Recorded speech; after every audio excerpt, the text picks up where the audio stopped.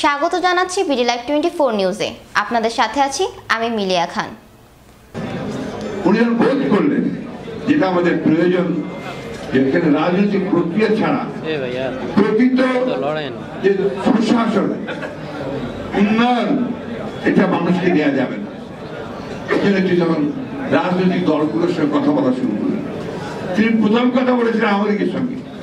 এগুলো একটু পড়লে আপনারা জানতে পারবেন। প্রথম কথা বললেন তিনি আওয়ামী লীগের সঙ্গে।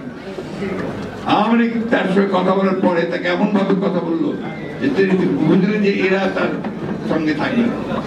এরপরে তিনি ন্যাপ ভাসানী, মুজফর ন্যাপ, মোহাম্মদ তোহা, মোহাম্মদ হকের পার্টি, মুসলিম লীগ, যতগুলো দল ছিল সকলের সঙ্গে পরপরাক্রমে কথা বলে উনি ফ্রন্ট তৈরি করলেন। এই ফ্রন্টে দেশপ্রেমিক জাতীয়তাবাদে বিশ্বাসী দলগুলো তার সঙ্গে যুক্ত। কিছু হলো অপোজিশনে। এরপরে আসলো আপনার তিনি দল গঠন করলেন, জাতীয়তাবাদী দল। সেখান থেকে এই দল করার ফলে সেখানেও কিন্তু আপনার কিছু লোক বেরিয়ে গেল, গাড়ি জাফররা বেরিয়ে গেলেন, কিন্তু কিছু মানুষ থেকে গেলেন, নেতা থেকে গেলেন। তাদেরকে নিয়েই তিনি শুরু করলেন তার জাতীয়তাবাদী দল।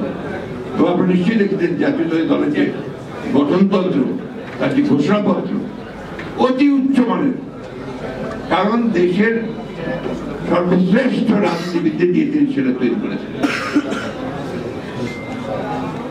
দল তৈরি করার পরে তিনি নির্বাচনে গেছেন। সেই নির্বাচনে দেশের মানুষ তাকে পুরোপুরিভাবে সমর্থন করেছে। কিন্তু তিনি কতগুলো জায়গায় নিশ্চিত করেছেন যাতে দেশের বরেণ্য রাজনীতিবিদরা পার্লামেন্টে আসতে পারে। সাহেবের মতো লোক পার্লামেন্টে এসছেন, মুজাফর সাহেব পার্লামেন্টে এসছেন, তবুল খান পার্লামেন্টে এসছেন, আতার রহমান সাহেব পার্লামেন্টে এসছেন। আওয়ামী লীগ তখন খুবই বিপদে ছিল, তারপর 39 জন তাদের পার্লামেন্টে এসছেন। তখন জামাত ইসলাম ছিল না, ওরা ভেঙে গিয়ে আইডিয়া একটা তৈরি করেছিল, তার মৌলানা রহিম সাহেব আসছিলেন, আমি যেতে পারি। এবং এটাকে বলা হয় যে বাংলাদেশের সর্বশ্রেষ্ঠ পার্লামেন্ট। এই যে তিনি সবাইকে নিয়ে আলোচনা করে একটা জায়গায় আসলেন, এটাই গণতন্ত্র। প্রেসিডেন্সিয়াল ফর্ম অফ গভর্নমেন্ট একটা গণতন্ত্রের অবশ্যই একটা আপনার একটা প্রক্রিয়া।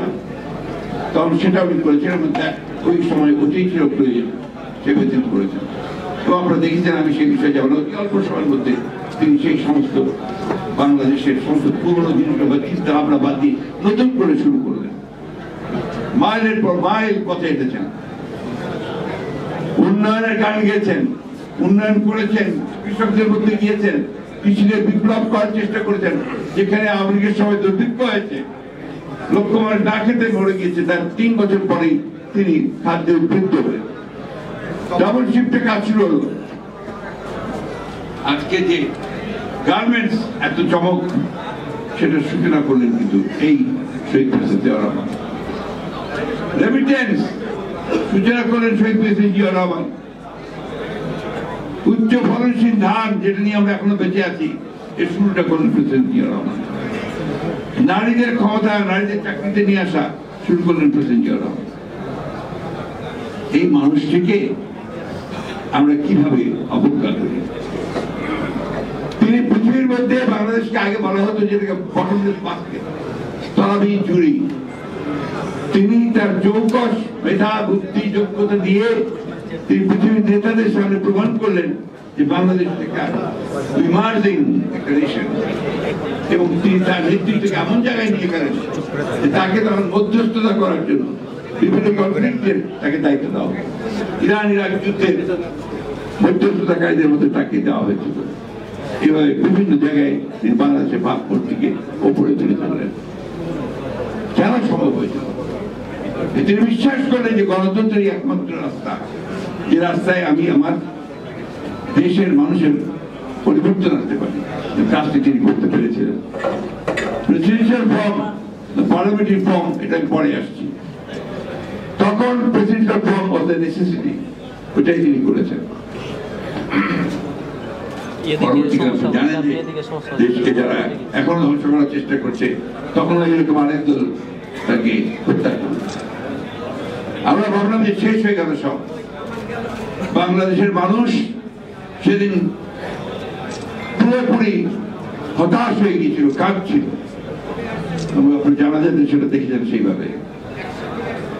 কিন্তু আল্লাহর অশেষ রহমতে দেশনেত্রী বেগম খালেদার সামনে আসলেন, এসে তিনি যে পতাকা তুলে ধরলেন, উন্নয়ন, অগ্রগতি, স্বাধীনতা সহমতের পতাকা, গণতন্ত্রের পতাকা।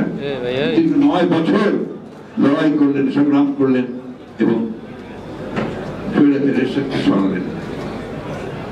আমাদের স্যার আমাদের তো বিদ্যা পণ্ডিত ভীষণ শ্রদ্ধা করি তাকে। তিনি একটা কথা বলেছে যে 91 একটা ভুল হয়েছে।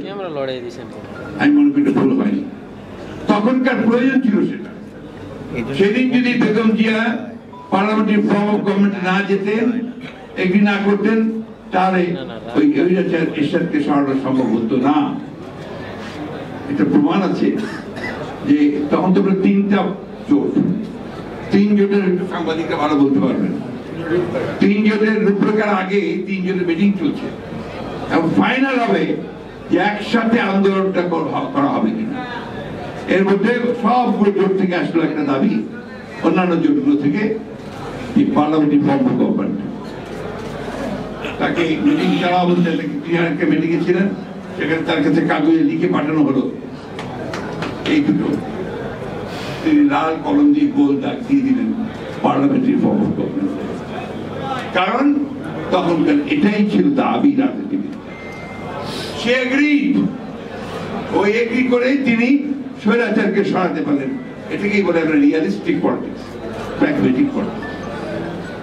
এটা তিনি করেছিলেন। বেগম জিয়া সত্যিকার অর্থে রাজনীতিবিদ হিসেবে অনেক উঁচু দরের রাজনীতিবিদ ছিলেন। তার পরবর্তীতে আপনি দেখবেন আরেকটা নজির দিই আমি, কেয়ারটেকার গভর্নমেন্ট চাইলো আওয়ামী লীগ, আন্দোলন করলো আওয়ামী লীগ, 173 দিন হরতাল করলো, বহু মানুষ মারলো, বেগম জিয়া কিন্তু সবশেষে কি মেনে নিলেন, তাই না? কেন মানলেন? যে এটা না করলে আরো রক্তপাত হবে এবং ক্ষতি হবে, এবং অনেকেই দেখলো যে এই সিস্টেমটা খারাপ না। যার ফলে কি হলো? যার ফলে দেখেন মেনে নেওয়ার পরে আমরা হেরেছি, তারপরে ইলেকশনে কিন্তু 116টা আসন পেয়েছি, বিরোধী দলে গিয়ে 116টা আসন পেয়েছি। তাই আমি যেটা সবসময় বলি, পার্লামেন্টারি ফর্ম অফ ডেমোক্রেসি অনেক সমস্যা তৈরি করে, এটা ঠিক। at the same time parliamentary form of ডেমোক্রেসিতে এই সুযোগটা আশাটা হাসিনা ছাড়া, প্রেসিডেন্ট ছাড়া আসে না যে আপনার ওখানে চরম একটা স্বৈরাচার সৃষ্টি হবে। হাসিনা তো এসছে একটা ফ্যাসিস্ট হিসাবে, আমাদের দুর্বলতার সুযোগ নিয়ে, ভারতের রাজনীতির দলগুলোর দুর্বলতার সুযোগ নিয়ে এসছে এবং আমরা প্রতিরোধ গড়ে তুলতে পারিনি বলে এসছে। কেন আমরা পারলাম না? কেয়ারটেকার গভর্নমেন্ট যখন বাতিল করে তখন এমন একটা আন্দোলন করেছে ব্যর্থ করতে। এতক্ষণ আমাদের সাথে থাকার জন্য ধন্যবাদ। সবসময় বিডি লাইভ 24 নিউজের সাথেই থাকবেন। বিডি লাইভ 24 নিউজ, সত্যের সন্ধানে অবিরাম।